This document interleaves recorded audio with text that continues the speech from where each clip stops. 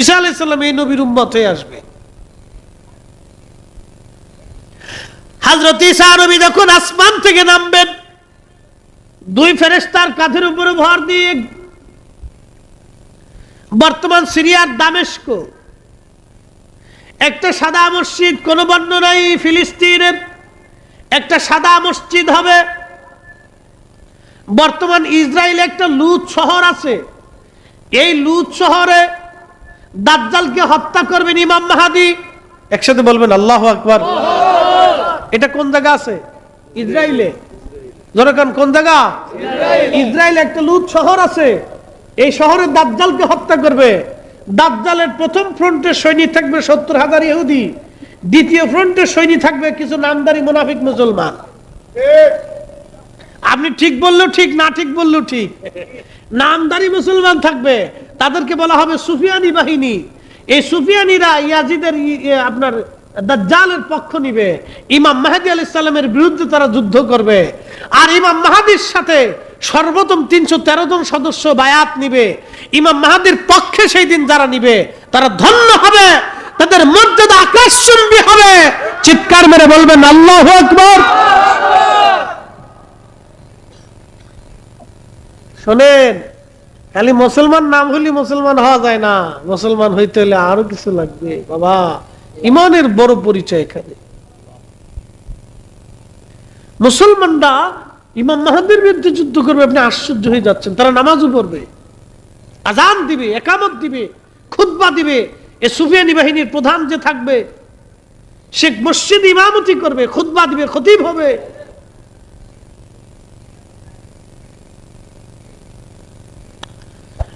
মুসলমান, এই জন্য আমাদের কি ইমাম মাহদীর সৈনিক হওয়া লাগবে। ইমাম মাহদীর সৈনিক হতে হবে আমাদেরকে। সুফিয়ানি বাহিনী হলে হবে না, ইমাম মাহদীর সৈনিক হওয়া লাগবে আমাদেরকে। এই ইসরায়েলের লুজ শহরে হযরতে ইমাম মাহদী আলাইহিস সালাতু ওয়াস সালাম দাজ্জালকে ধ্বংস করবেন।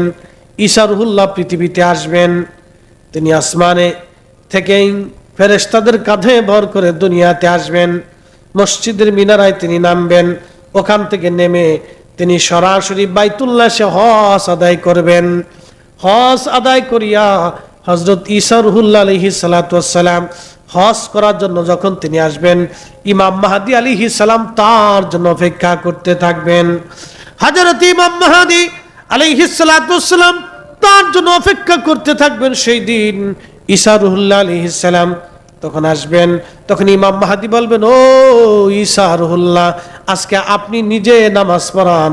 হযরত ঈসা রূহুল্লাহ ডাক দেয়া বলবেন, না, আমি এই উম্মতের পিছনে নামাজ আদায় করতে এসেছি, এই উম্মতের সামনে নামাজ পড়াইতে আসি নাই, আমি ইমাম হতে আসি নাই, আমি মুসল্লি হতে এসেছি। আপনি ইমাম মাহদী আজকে নামাজ পড়ান।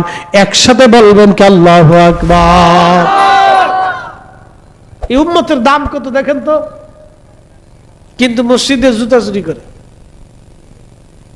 এই উম্মতের এত দাম, মসজিদের জুতা চুরি করে। এই দাম কি আমাদের কারণে না নবীর কারণে? হ্যাঁ, রাসূলের কারণে দাম। সিন্নি খাইছি কিন্তু মোল্লা চিনি নেই। যারে দিয়ে দুনিয়া পাইলাম, আসমান পাইলাম, আখিরাত পাবো, নাজাত পাবো, বেহেশত পাবো, হায়াত কম, নেকি কম, জান্নাতে যাব সবার আগে, সেই নবী চিনতে পারলাম না।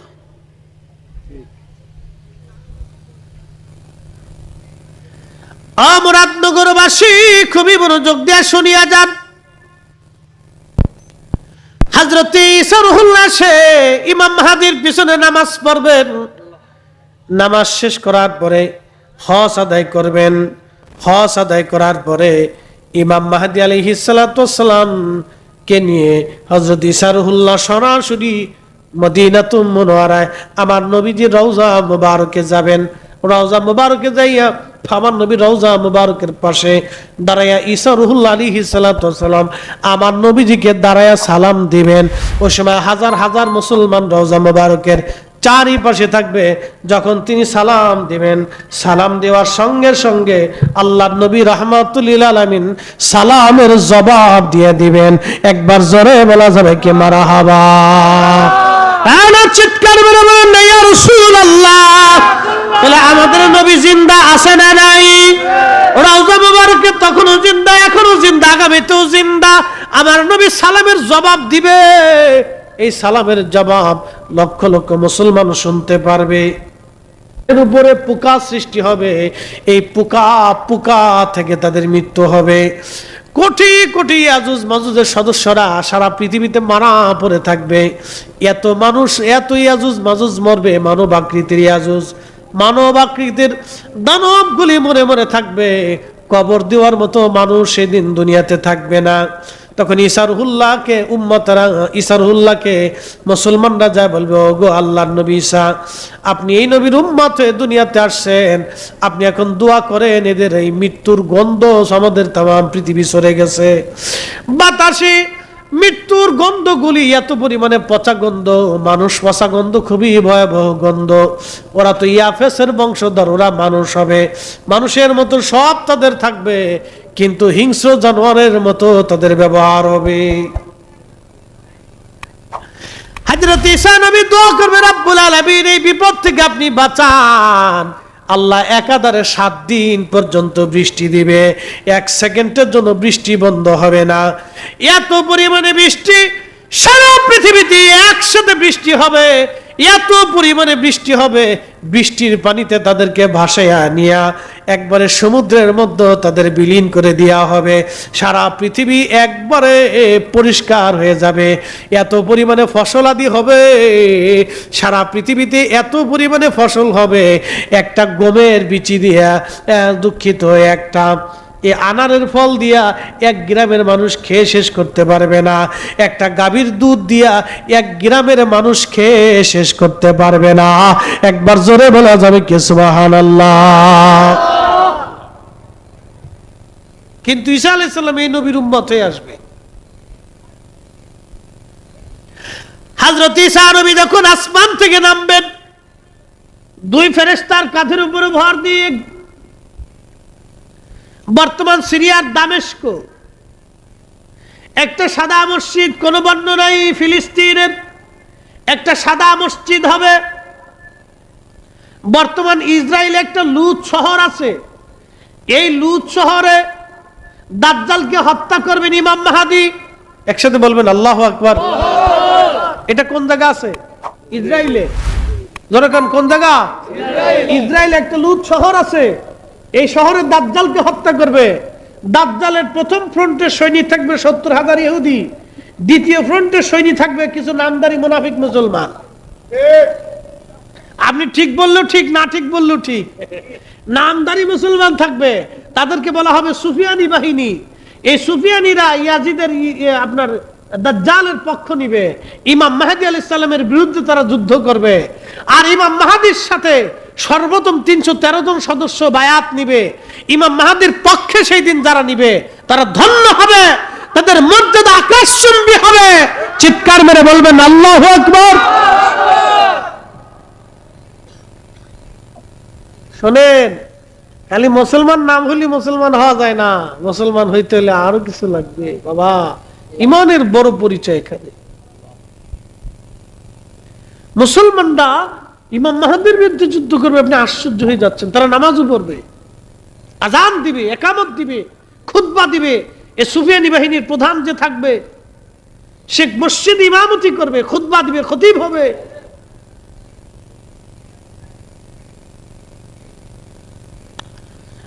মুসলমান, এই জন্য আমাদের কি ইমাম মাহদীর সৈনিক হওয়া লাগবে। ইমাম মাহদীর সৈনিক হতে হবে আমাদেরকে। সুফিয়ানি বাহিনী হলে হবে না, ইমাম মাহদীর সৈনিক হওয়া লাগবে আমাদেরকে। এই ইসরায়েলের লুজ শহরে হযরতে ইমাম মাহদী আলাইহিস সালাতু ওয়াস সালাম দাজ্জালকে ধ্বংস করবেন। ঈসা রুহুল্লাহ পৃথিবীতে আসবেন, তিনি আসমানে থেকে ফেরেশতাদের কাঁধে ভর করে দুনিয়াতে আসবেন। মসজিদের মিনারায় তিনি নামবেন, ওখান থেকে নেমে তিনি সরাসরি বাইতুল্লাহ এসে হজ আদায় করবেন।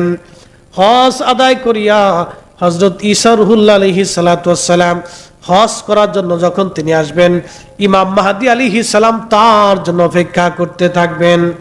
হযরত ইমাম মাহদী আলাইহিস সালাতু ওয়াস সালাম তার জন্য অপেক্ষা করতে থাকবেন। সেই দিন ঈসা রুহুল্লাহ আলাইহিস সালাম তখন আসবেন। তখন ইমাম মাহদী বলবেন, ও ঈসা রুহুল্লাহ, আজকে আপনি নিজে নামাজ পড়ান। হযরত ঈসা রুহুল্লাহ ডাক দেয়া বলবেন, না, আমি এই উম্মতের পিছনে নামাজ আদায় করতে এসেছি, এই উম্মতের সামনে নামাজ পড়াইতে আসি নাই, আমি ইমাম হতে আসি নাই, আমি মুসল্লি হতে এসেছি। আপনি ইমাম মাহদী আজকে নামাজ পড়ান। একসাথে বলবেন কি আল্লাহু আকবার। এই উম্মতের দাম কত দেখেন তো, কিন্তু মসজিদে জুতা চুরি করে। এই উম্মতের এত দাম, মসজিদের জুতা চুরি করে। এই দাম কি আমাদের কারণে না নবীর কারণে? হ্যাঁ, রাসূলের কারণে দাম। সিন্নি খাইছি কিন্তু মোল্লা চিনি নেই। যারে দিয়ে দুনিয়া পাইলাম, আসমান পাইলাম, আখিরাত পাবো, নাজাত পাবো, বেহেশত পাবো, হায়াত কম, নেকি কম, জান্নাতে যাব সবার আগে, সেই নবী চিনতে পারলাম না।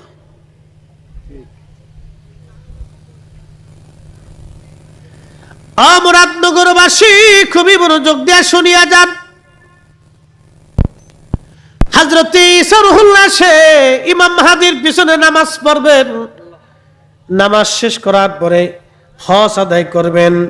হজ আদায় করার পরে ইমাম মাহদী আলাইহিস সালাতু ওয়াস সালাম কে নিয়ে হযরত ঈসা রুহুল্লাহ সরাসরি মদিনাতুল মুনাওয়ারায় আমার নবীজির রওজা মুবারকে যাবেন। রওজা মুবারকে যাইয়া আমার নবী রওজা মুবারকের পাশে দাঁড়াইয়া ঈসা রুহুল্লাহ আলাইহিস সালাতু ওয়াস সালাম আমার নবীজিকে দাঁড়াইয়া সালাম দিবেন। ওই সময় হাজার হাজার মুসলমান রওজা মুবারকের চারিপাশে থাকবে। যখন তিনি সালাম দিবেন, সালাম দেওয়ার সঙ্গে সঙ্গে আল্লাহর নবী রাহমাতুল লিল আলামিন সালামের জবাব দিয়ে দিবেন। একবার জোরে বলা যাবে কি মারহাবা। আনা চিৎকার করে বলেন ইয়া রাসূলুল্লাহ। তাহলে আমাদের নবী জিন্দা আছে না নাই? রওজা মুবারকে তখনও জিন্দা, এখনো জিন্দা, আগামীতেও জিন্দা। আমার নবী সালামের জবাব দিবে। এই সালামের জবাব লক্ষ লক্ষ মুসলমান শুনতে পারবে। ঈসা আলাইহিস সালাম যাইয়া রওজা শরীফের পাশে আমার প্যারা নবীকে সালাম দিবে। এই সালামের জবাব আমার নবীজি সরাসরি দিবেন। এই জবাবটা রওজা শরীফ থেকে বের হয়ে আসবে। লক্ষ লক্ষ উম্মত এই সালামের জবাব শুনবে।